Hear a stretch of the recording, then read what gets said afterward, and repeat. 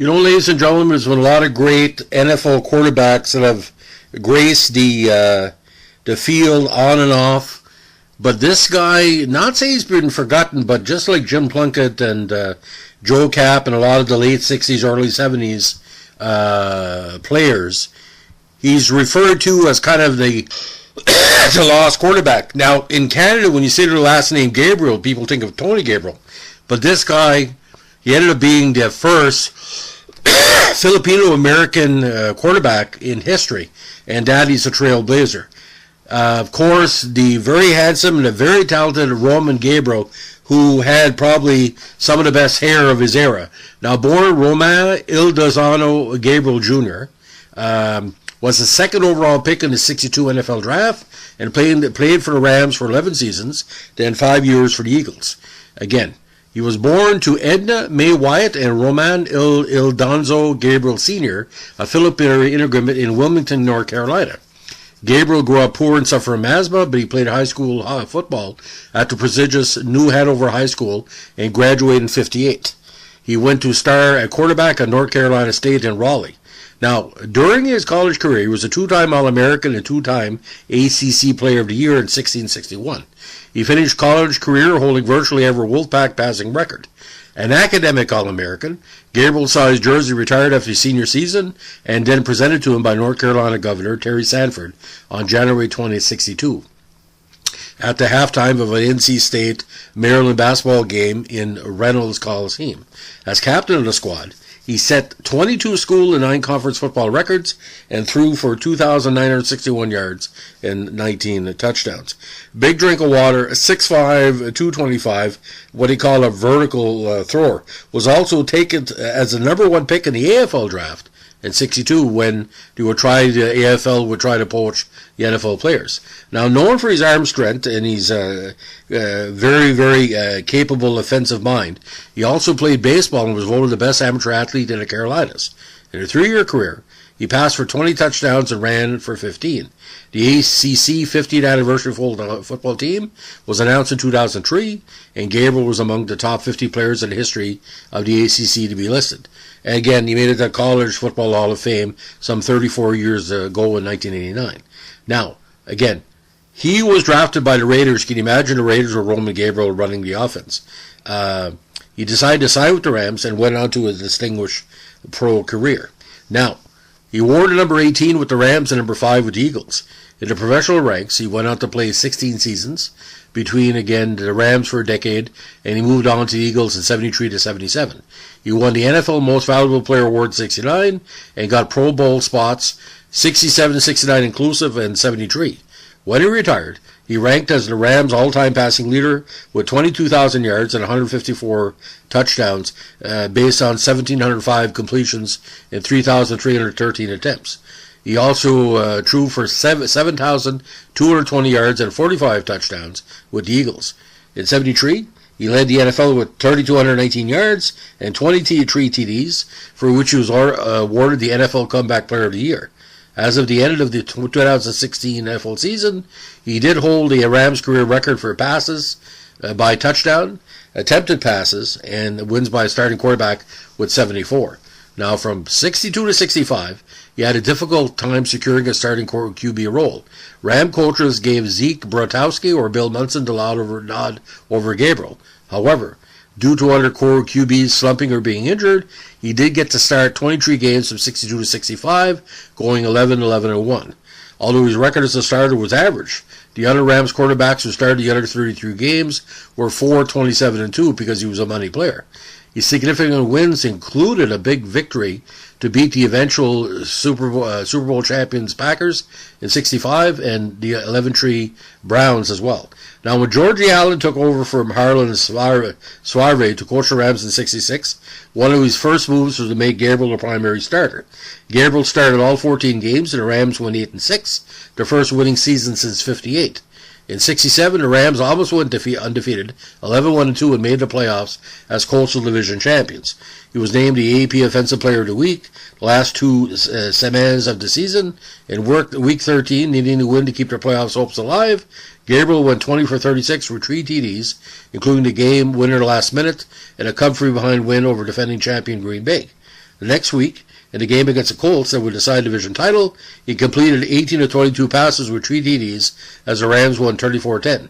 The 67 Rams finished as the highest scoring team in the NFL, but were eliminated by the Packers 28-7 en route to their title run. He threw for 2,779 yards and 25 touchdowns that campaign, and was the second team All-Pro and a Pro Bowler. Now, another neck-and-neck battle next season against the Colts. Going into the 13th game of the season, the Rams needed a win to stay ahead of the Colts, who would be coming to LA the following week for the season finale. However, the Rams took a 17-16 loss to the Bears and soon finished in second place. Now in 69, the Rams opened the season with an 11-game winning streak, which is still a team record, before suffering their first loss to the 10-1 Minnesota Vikings 2013. With the division clinched and the undefeated record gone, Coach Allen decided to rest many of his starters, and the Rams lost their last 2 games to finish 11-3. In a rematch with the Vikings in the playoffs in Minnesota, the Rams lost by a field goal 23-20. For the season, Gabriel had 24 TDs, 7 interceptions, and was named the MVP by AP and NIA, the Player of the Year by the UPI, and All-Pro and to the Pro Bowl. Now in 1970, the league realigned, putting the Rams in contention with the 49ers for the new NFC West division title. After an upset loss at home to the New York Jets, who were without the injured Joe Namath, in which Gabriel threw 3 interceptions, the Rams won 3 straight games, including a big 30-13 win over the 49ers to take over first place.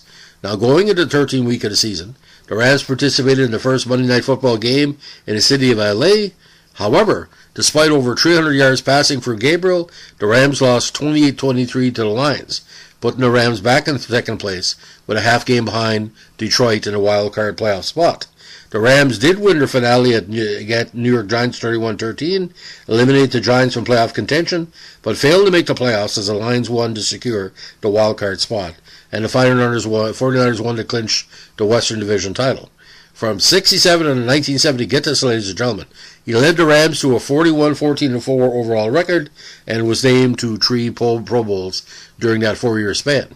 Now, in 71, the veteran Rams began to shoulder age, and Gabriel missed parts of every game due to recurrent knee and shoulder injuries. In addition, Allen left for the Redskins of a long-standing dispute with general manager Dan Reeves. Still, the Rams, despite playing the league's toughest schedule, faced almost the same situation as in 1970. After falling behind the 49ers in the 7th week of the season, they rallied back to take the division lead, going in another matchup in LA on Monday night for the 13th week of the season, for which the matchup was against Washington, now coached by Allen. After falling behind 31-10, Gabriel led the Rams back to within 31-24 and was driving to a possible tying score when he was intercepted. It was a return for a pick 6 and a right of Redskins won. Once again, the Rams fell in second place behind the 49ers and behind the Redskins for the wild card berth. Despite defeating the Steelers in the final week of the season, the 49ers came from behind to beat the Lions 31-27 and win the division again. Now, in 72, Gabriel's knee and shoulder problems deteriorated his playing skills. After making 89 consecutive starts over 8 seasons, he missed 2 games and lost playing time in all 12 other games. Still, after a Monday night win in San Fran in the 12th week, the Rams regained first place. But losses to the Cardinals and Lions in the final 2 weeks, combined with a previous loss to the Woeful Saints, doomed their season. They ended up 6-7-1, and coach Tommy Prothero was fired. Now, after the 72 season, the Rams hired Chuck Knox as their new coach and obtained John Hadle to be the quarterback.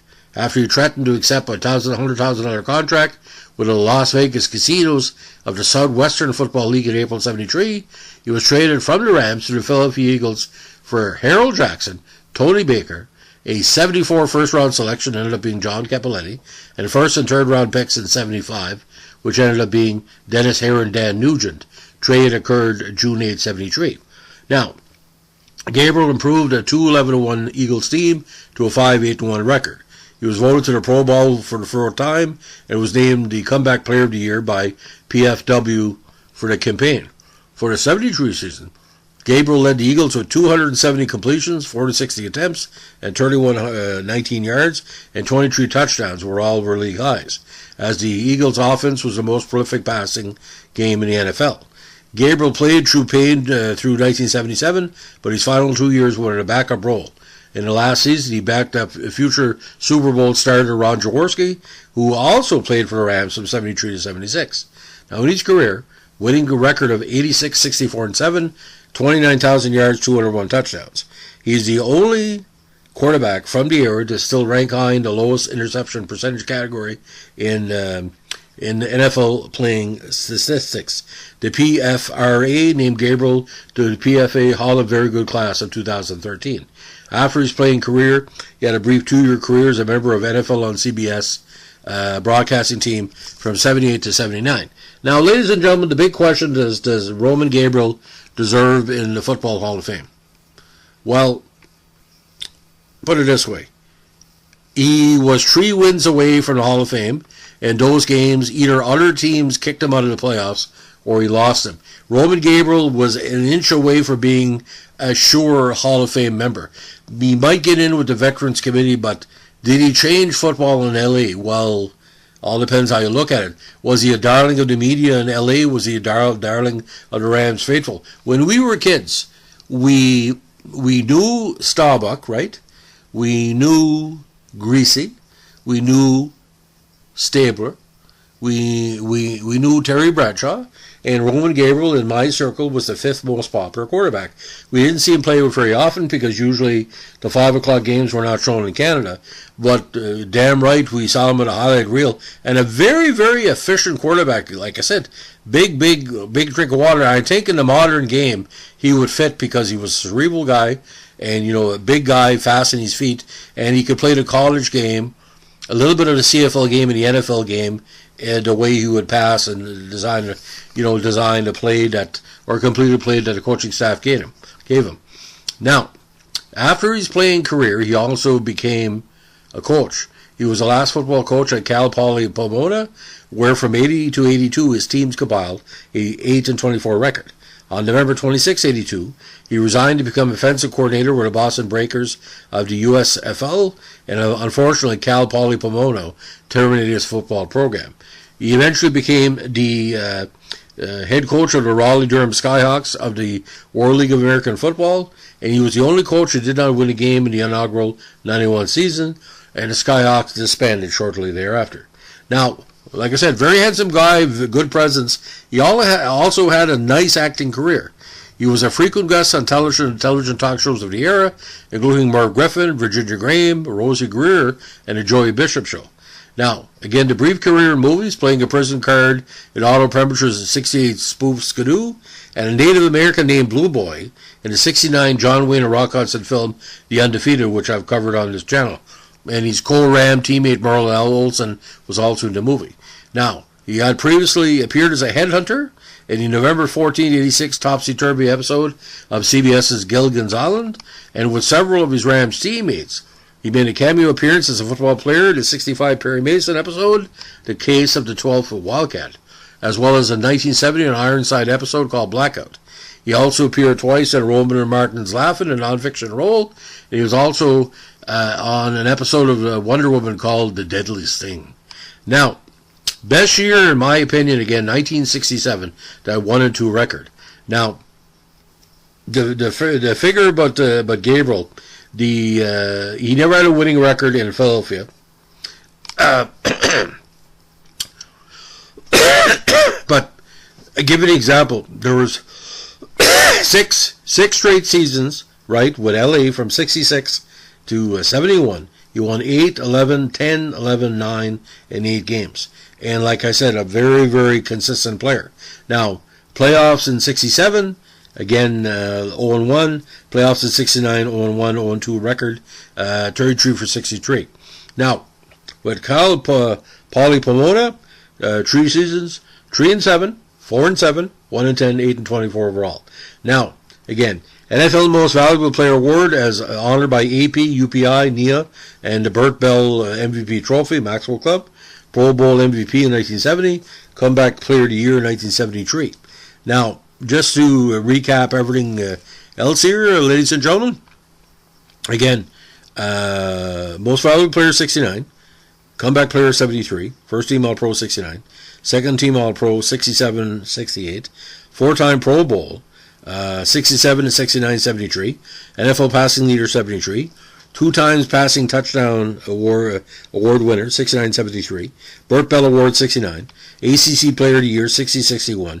First Team All-American, 60 and 61. And again, he's infamous number 18, retired. Now, what really hurts him as well is his passer rating. You would think with the low number of interceptions, but only 74.3. And like I said, was he a marquee Ram quarterback? You think of the great Ram quarterback. Obviously, there's been better. But see, the consistency is there. And he put Ram football back on the map. And he was always there to help the community, to help the fans, to celebrate the kids who are fans of the Rams. A very, very dynamite guy. I've never had a chance to meet him, but a lot of people tell me he's one of the most down-to-earth people in Ram history, knows the correlation between the Rams faithful and everybody else. He's no Vince Ferragamo, put it that way. He wasn't going to run to Canada just because he didn't get any money. He deserved every cent he made. But it's funny how Jaworski followed him from the Rams to the Eagles. But ladies and gentlemen, like NFC East there, right? Okay? When it was big, the Cardinals, the Vikings, the Giants, Dallas, the Eagles, it was fascinating. That's all I can say. Each quarterback meant a lot to us because to beat Dallas, if you beat Dallas, you would go to the next level. Redskins did that for the Super Bowl, right? Giants did that for the Super Bowl throughout the years. Cardinals couldn't do it enough, but they were a contender under Jim Hart. It's an amazing time. But like Jaworski finally reaching the Super Bowl in '81 is because of momentum against Dallas in that famous NFC title game. But Roman Gabriel, very interesting announcer as well. I think he let him go because he was maybe not what they expected, because he wasn't like a black announcer, but he wasn't really Spanish either. It was a very interesting thing. How many Filipino athletes that of that era were as successful as Roman Gabriel, or just him? Like I said, the lone Filipino, as we like to say. So, ladies and gentlemen, if you like what we're doing here, give us a like, comment, subscribe, or share, or super chat. Don't forget, if you're a fan of Roman Gabriel, you can get a lot of these cards still not saying they're cheap, but they're inexpensive. And I think my favorite is the 72 Tops onesies features, quite nice. Like the early 70s with that nice kind of dark hair and that kind of nice Tony Curtis style. A very handsome man, very put together, good, nice talk, a tall drink of water, and a hero to us all. Thanks for listening. Bye.